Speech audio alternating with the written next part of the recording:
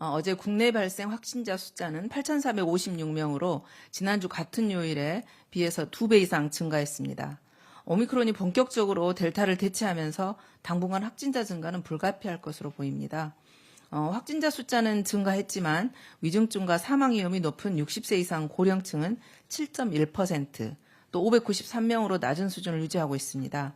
이는 고령층의 3차 접종률이 84.9%로 높아진 결과라고 보고 있습니다.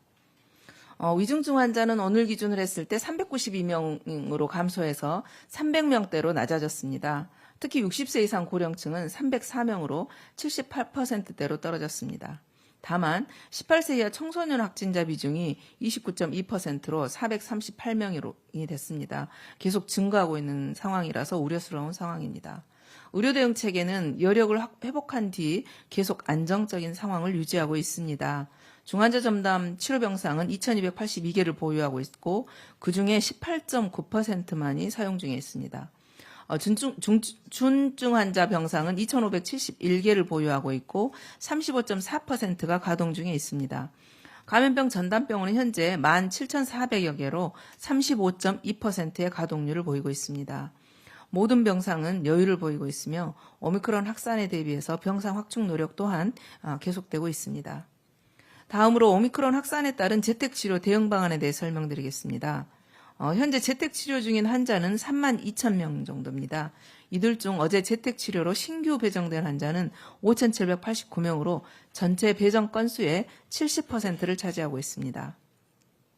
오미크론의 확산에 따라서 대규모로 무증상, 경증 확진자가 증가할 것이 예상되기 때문에 재택치료 환자 수와 비중이 점차 더 확대될 거로 예상하고 있습니다. 이에 따라 정부는 재택치료 관료 체계를 더 효율화하고 의료 인프라를 확충하는 방안을 마련하였습니다.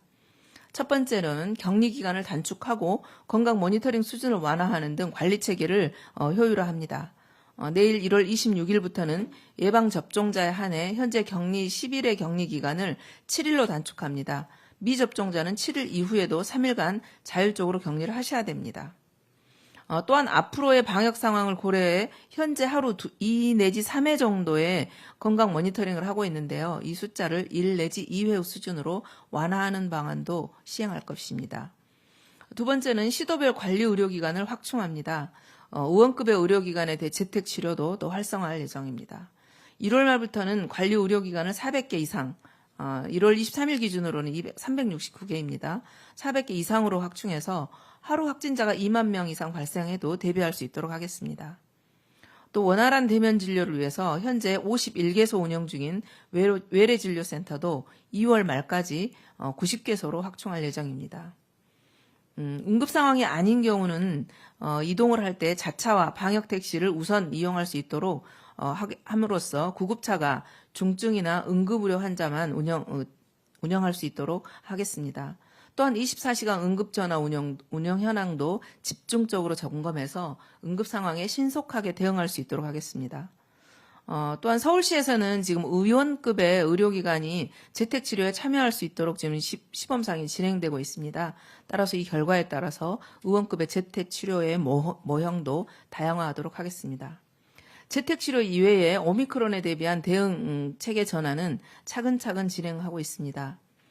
먹는 치료제는 지난주부터 60세 이상으로 대상을 확대하고 투약기관도 재택치료와 생활치료센터뿐만 아니라 노인 요양시설과 요양병원 등으로 확대했습니다. 내일부터는 접촉자의 자가격리도 예방접종 완료자에 대해서는 면제가 되고 미접종 접촉자에 대해서는 7일로 단축이 되게 됩니다. 또한 진단검사 체계도 광주, 전남, 평택, 안성 등 4개 지역에 대해서는 고위험군 중심으로 전환합니다. 고위험군이 아닌 확진자는 호흡기 전담 클리닉의 동네 병의원에서 진단 및 진료에 참여하게 됩니다. 이들 지역에서는 60세 이상이거나 고위험군이 아니면 바로 PCR 검사를 받으실 수 없습니다. 따라서 신속항원 검사나 에서 양성이 나와야지만 검사가 가능합니다. 이들 지역에 있어서는 역학조사도 고위험 중심으로 전환을 하게 됩니다.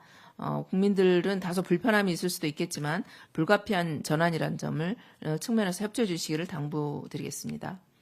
고위험군에 해당하시는 분께서는 선별진료소에서 PCR 검사를 받으실 수 있습니다, 여전히. 그러나 고위험군이 아니신 분들께서는 호흡기 클리닉이나 이제 보건소, 선별소에서 RAT, 신속항원 검사를 받으시고요.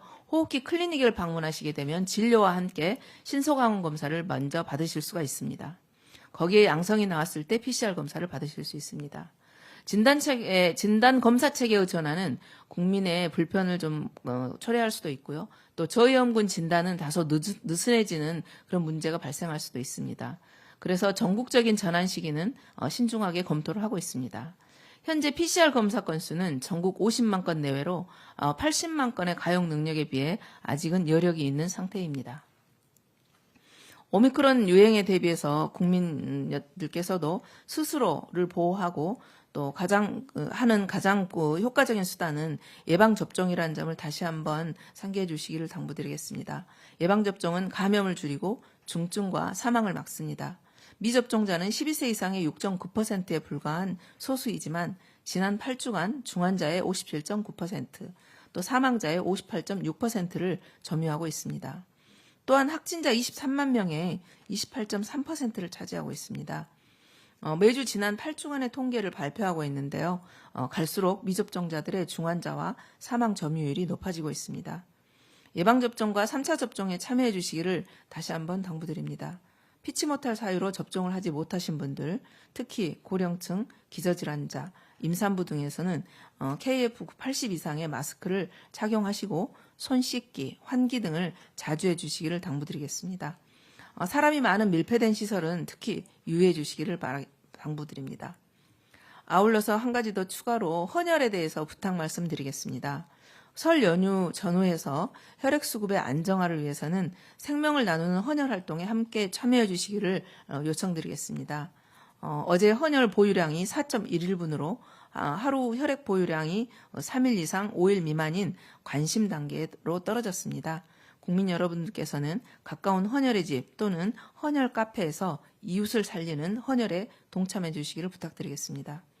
코로나19 백신을 받으신 분들은 백신을 맞으신 후 7일이 지나고 나서 헌혈에 참여하실 수 있습니다. 또 확진자로서 치료를 받으신 분들은 완치 후 4주가 지나야 헌혈에 참여하실 수 있습니다. 이 기간 명심해 주시고 헌혈에 참여해 주십시오. 헌혈 전에는 혈액원 홈페이지와 헌혈 앱을 통해서 원하는 장소와 시간, 헌혈의 종류를 예약하고 전자문진으로 편리하게 헌혈에 참여하실 수 있습니다. 국민 여러분들의 적극적인 협조 당부드리겠습니다. 감사합니다.